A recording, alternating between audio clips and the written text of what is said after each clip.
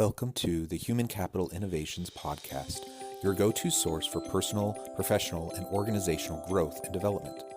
We hope you tune in often for all things people management, organizational development and change, organizational leadership, and social impact related. Maximize your personal and organizational potential with Human Capital Innovations Podcast.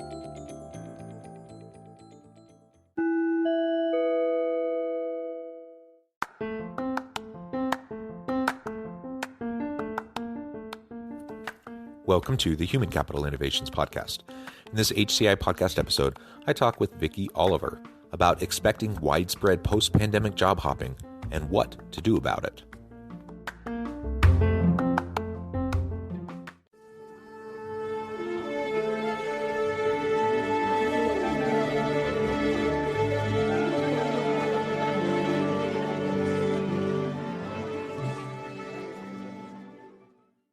Vicky Oliver, welcome to the Human Capital Innovations Podcast. Thanks so much for having me. Yeah, it is a pleasure to be with you. I'm super excited to have a conversation today. We're going to be focusing on the impact of the pandemic on the labor market and really what employers need to be doing in expecting widespread post-pandemic job hopping as we move into the future and what they can do about it. This is a real challenge during the Great Resignation, and people have had the time over the course of the pandemic to consider their circumstances, consider what they're willing to do, the type of work they're willing to do. And the reality is they have a lot of options right now because of the way the labor market is. And so employers have to do more and more and more to try to attract and retain really great people. So we're going to unpack that. We're going to talk about specifically what organizations and leaders can be doing to try to stem the tide of this pandemic and post-pandemic widespread job hopping and hopefully get a handle on it so we can have, great people in our organizations to do the work of the organization. As we get started, I wanted to share Vicky's bio with everybody. Vicky Oliver is a leading career development expert and multi-best-selling author of 5 books, including 301 Smart Answers to Tough Interview Questions, named in the top 10 list of best books for HR interview prep, 301 Smart Answers to Tough Business Etiquette Questions, and Bad Bosses, Crazy Workers, and Other Office Idiots. I love that title, by the way. She's a sought-after speaker and seminar presenter and a popular media source, having made over 900 appearances in broadcast, print, and online outlets. And you can find out more about her at vickyoliver.com. Vicky, again, it's a pleasure to be with you. Anything else you would like to share with my listeners by way of your background or personal context before we dive on in? First of all, thanks so much for having me. Thank you for that very generous introduction. Sure, I used to be in the advertising business. And when I was in the business, I started by noticing 2 things. People had no idea who I was when they would walk in for an interview. And they also had no idea what the ad agency was or what our clients were. So I decided to, I thought about 100 times, I'm going to write a book about job hunting. And then one day I wrote that book. And that's my background. I put my real email address in the book so that people could contact me with any questions that they had if 301 didn't cover it. And I heard from readers all over the country, and that informed the research for some of my other books. So that's my little bit about me. Yeah, that's fun. That's a really cool background. I appreciate that. And yeah, I think we all have a book in us or maybe multiple books in us. And that's great that you were able to share all of your years of experience to help other people and other organizations. All right, so let's dive on into the topic for today. Maybe first you can frame up for us a little bit, building on what I said in the introduction about the current circumstance that we find ourselves in during this pandemic. And as I would like to say post-pandemic, but we're not really there yet. And we have a new variant that people are grappling with. So we're still in the middle of it, but with any luck, we'll start to emerge. And we've already seen some big implications for the labor market during the last 20 plus months. So what can you tell us, in terms of framing that up? Right. So basically for over a year and a half, most work has gone remote, which means a lot of things. First of all, workers don't have the commute that they used to have, right? They have more time to think, I would say. And because of that, They don't have the commute there. They don't have the commute back. They don't have the grind, at the actual physical office. They don't have their boss looking over their shoulder as much. They don't have the water cooler conversation to distract them. And so as a result, I look at it as people have looked internally and asked themselves how happy they are at their current jobs. And a lot of times the answer is that they're not that happy. And it could be for many different reasons. It could have happened, way before the pandemic. Then the pandemic struck, which might have made job hopping a little bit challenging at first, right? But then day after day, rolling in, from their living room to their home office to work, they had, I think, more time to think and consider whether or not they actually like their jobs. Do their own values align with the values of the company? And if not, what do they want to do about it? And as a result, maybe partly because of the pandemic, there's this pent up need on the part of workers to leave, and it's called the Great Resignation. And everyone now is sort of thinking like, what can I do? Am I being paid enough? Am I happy enough? Am I being rewarded enough? What else can I do? Also, I just want to make this point. We have been forced to learn technology in a way that we never had to before. We have had to step up, and learn new technology for us. Like, how do we do Zoom meetings? How do we deal with each other remotely? How do we communicate maybe with workers that are across the country or even across the world? So we've had to adjust to different time zones. There's a lot of learning that's happened in the past year and a half or more, 20 months. And so workers are also more qualified than they've been before. They have more skills that they've amassed that they can take forward to a new job.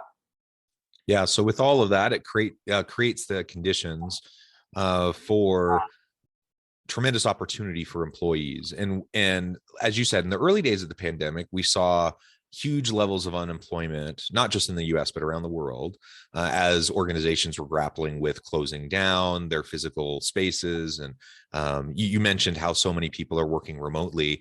And certainly within the knowledge economy, knowledge workers have gone largely remote or hybrid.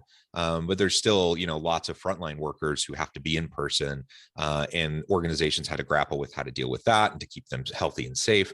So in the early days, it was we saw steep declines, and employment in the unemployment rate rose dramatically.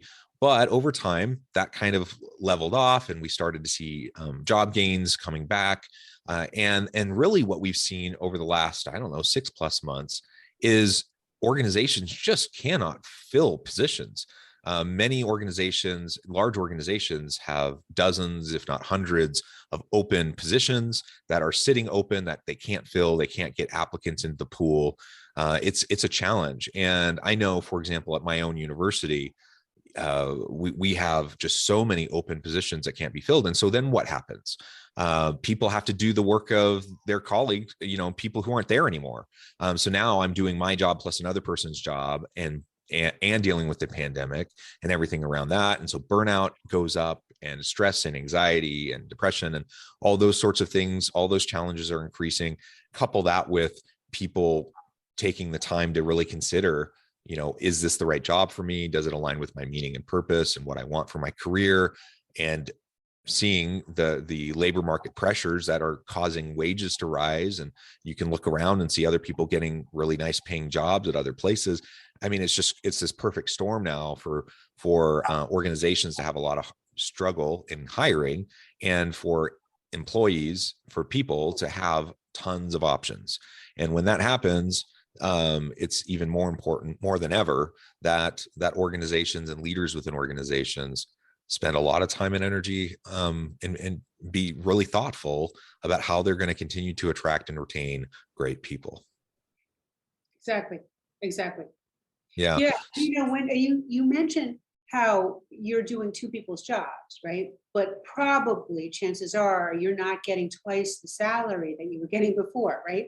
I'm just guessing. So this is happening universally, and workers are departing in droves. So the question then is, what do we do about it? How do we respond to this? And how can leaders make their team, their organization, a really enticing place, even amidst these market pressures? And maybe you're in an organization where you can't, where you're really struggling to keep up with the wage race. And you're having a hard time, having the same level of salary or hourly wage that you see some of your competitors having. How do you compete with that? And how do you create an environment where people are going to want to come work with you?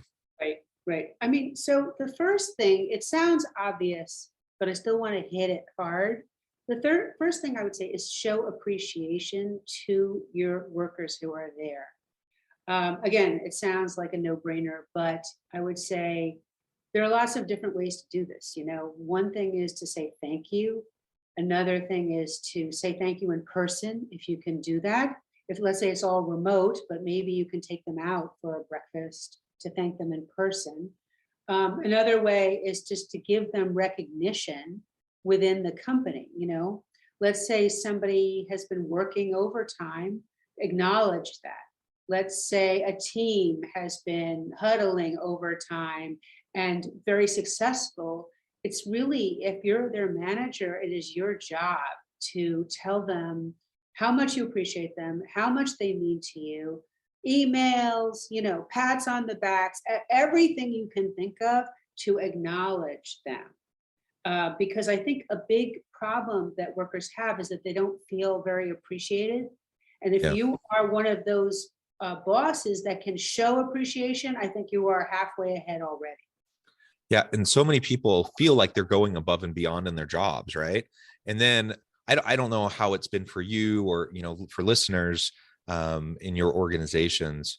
But the reality is everyone's dealing with this, from the lowest level employee all the way up to executives. And so I get it. And it's really easy for an executive or a middle manager or a team lead to think, I'm working my butt off too, and I'm not getting extra pats on the back. I'm not getting extra thank yous. Suck it up and do your job. I understand that's how people could approach it, but regardless of how the person you report to is treating you, you still owe it to your team and members of your team to show that level of gratitude and appreciation for the work they're doing, and acknowledging that they are going above and beyond. Maybe you are too, and maybe you're not being acknowledged, and that sucks. But if you want to keep good people on your team, it's up to you to share that with them and to really show genuine appreciation.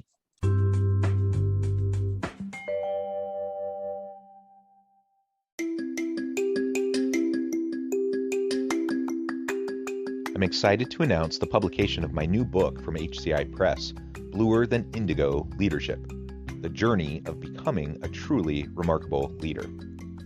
Early in my adult life, I learned about an Asian proverb that translates as bluer than indigo. If you think about the color indigo, it is a brilliant, deep, and vibrant blue, what some would call the bluest of blues. To have something that is bluer than indigo is rare and truly remarkable. Contrary to popular myth, there is no one-size-fits-all or cookie-cutter approach to effective leadership. There's no silver bullet, no secret sauce, no go-to model that will solve all of our problems. The truth is, great leaders have all had their unique strengths and flaws, and have all had to discover and then pave their own distinctive path in their life's journey to fulfill their leadership potential. Bluer Than Indigo Leadership will help you discover your own path and explore those ordinary, everyday actions that will help you respond to an uncertain future and produce extraordinary results for individuals, teams, and organizations.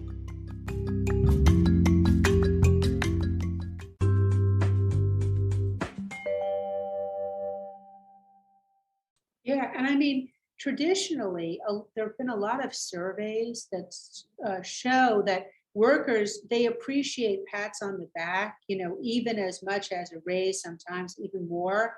So if you just keep that in mind, that not everything is monetary, and sometimes you can just go a long way by, employee of the week, win of the week, like this person, and putting it in writing, putting it in email, letting them know that you care.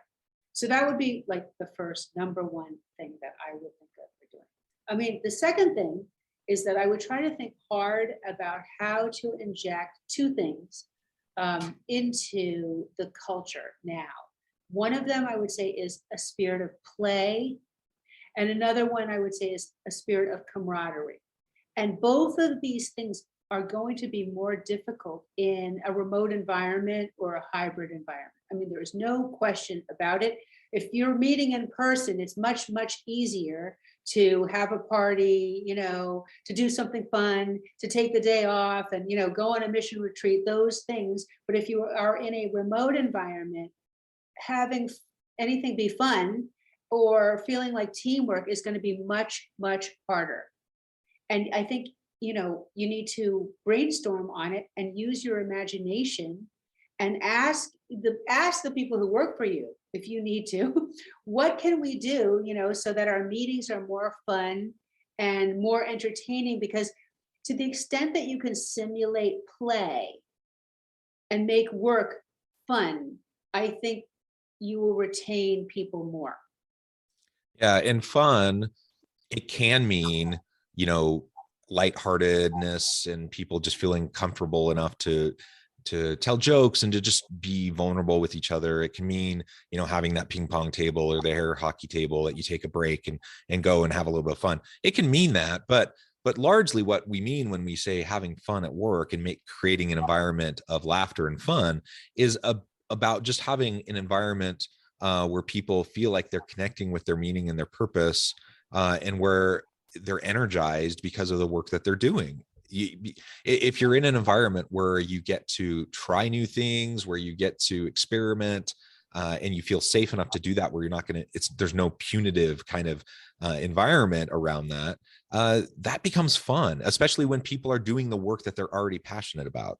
And so just lean into that, leverage that, and you can unlock a lot of hidden potential within your people. Right. I mean, I think that one thing you can do is you can have teams, you can make it competitive, you can have silly rewards. There's a lot of things you can do that will emulate play, that will make people sort of lighten up. And usually, when people are more relaxed, better ideas come out of them too. So it's not like you're wasting time on the play portion, you're just creating an environment where people can stretch and throw out ideas and feel like they're actually having fun at the office. And I'm just saying it's harder on Zoom because we're all in little square boxes. But if that's the case, maybe you need to do a breakout room, uh, you know, mix it up a little bit. Or you can start by having an icebreaker. Like instead of just launching into the meeting, boom, it's 9 a.m., let's launch into the meeting. You could say, I would like to hear what everybody did over the weekend, or, what books are you reading, or something like that, just to broaden it and have people feel like, oh, I'm a human being. My bosses care about me. They care about me outside of this square on Zoom. Yeah, I think that's right.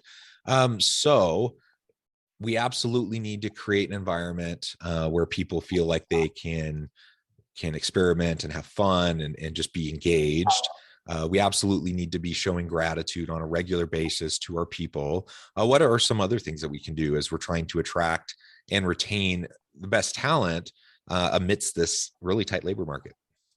Well, I would say, to focus on your employees' experience. And by that, I mean their current experience, like, are they happy? Are they enjoying the work? And I would say if you're a middle manager or above, also try to work out with each of your workers a plan for their growth and development.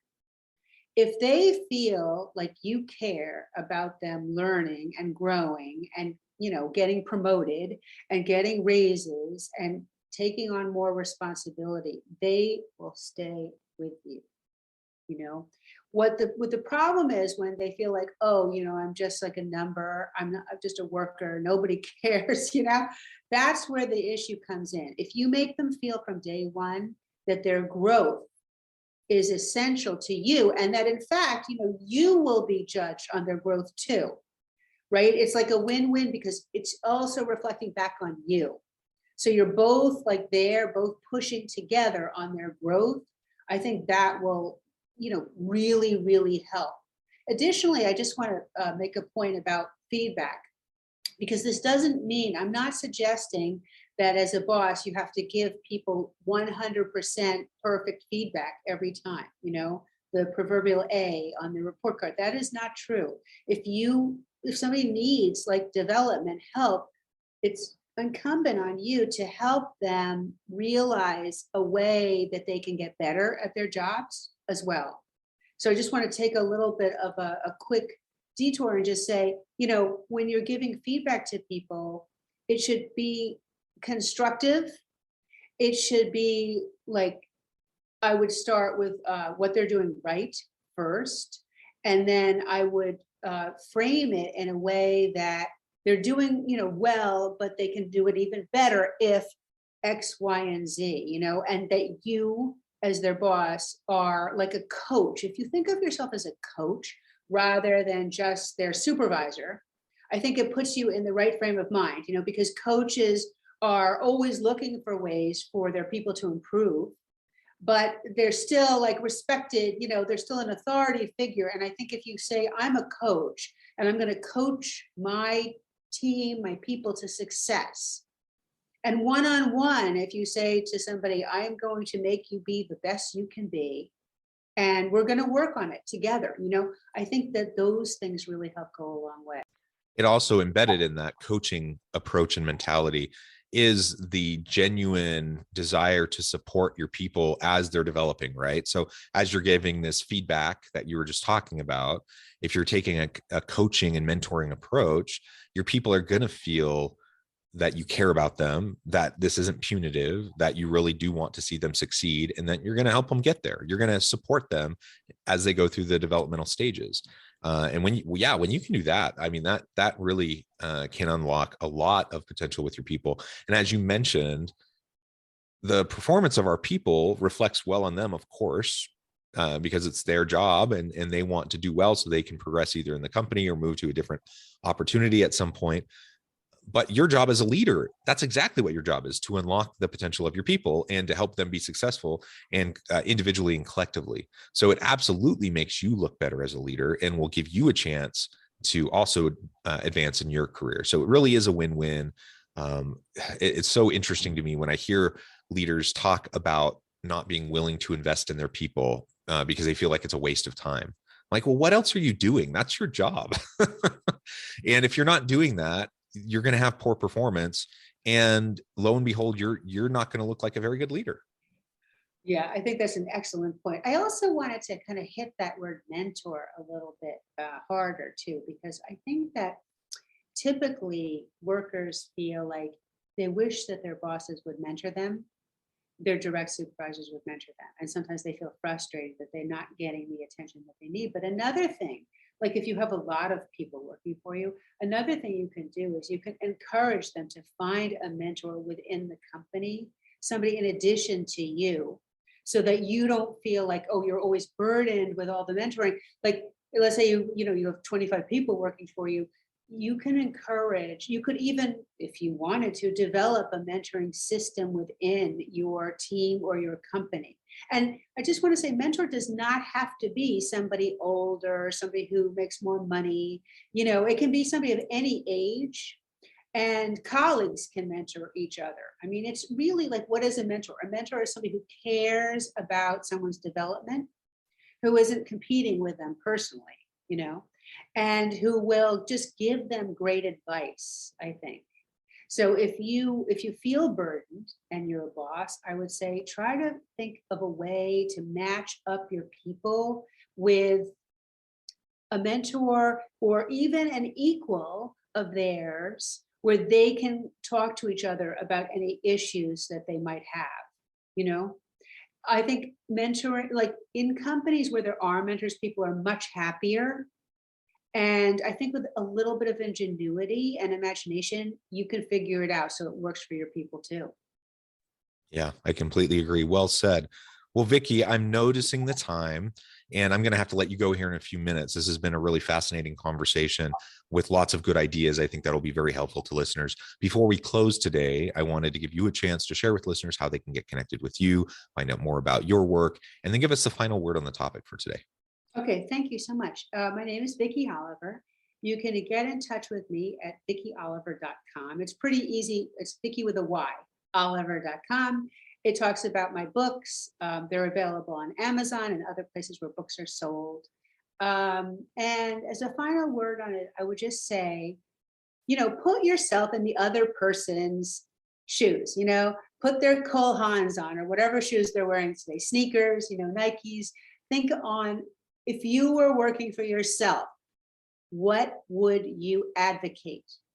You know, think of yourself as the perfect arbiter of what a great boss is, and you're an ambassador for your company. You're the boss of bosses, and think of yourself that way and just try to grow as a boss.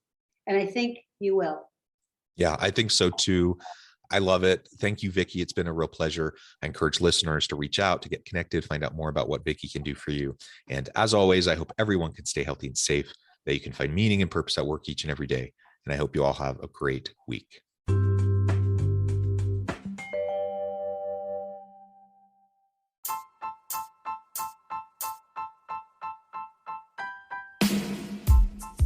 The alchemy of truly remarkable leadership. Ordinary, everyday actions that produce extraordinary results. Consider how the nature of work has shifted over the past 50 years. With increased globalization, rapid technological advancement, and the shift in economic composition, the average job of today looks very different than the average job of 50 years ago. What will the jobs and organizations of tomorrow look like? Moreover, what does this all mean for organizational leaders? What are the core competencies and capabilities of organizations and their leadership that are prepared for continued disruption and geopolitical and socioeconomic shifts? Regardless of what the future holds, increasingly, leaders need to be socially minded, data-driven, decisive, champions of talent, and disruptors of the traditional notions of leadership, teams, organizations, and work. The alchemy of truly remarkable leadership will help you to explore your own leadership competencies and capabilities and consider ways to apply and implement them into your workplace and personal life.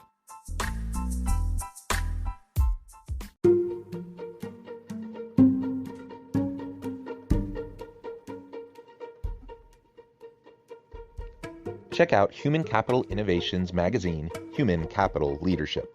Human Capital Leadership is a free, interactive e-magazine with the mission to help individuals, leaders, and organizations find innovative approaches to maximize their human capital potential.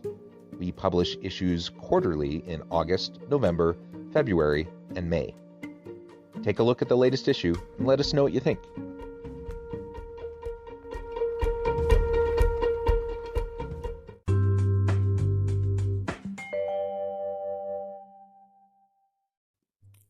Thanks again for joining us for this episode of the Human Capital Innovations Podcast. I hope you stay healthy and safe and that you have a great week.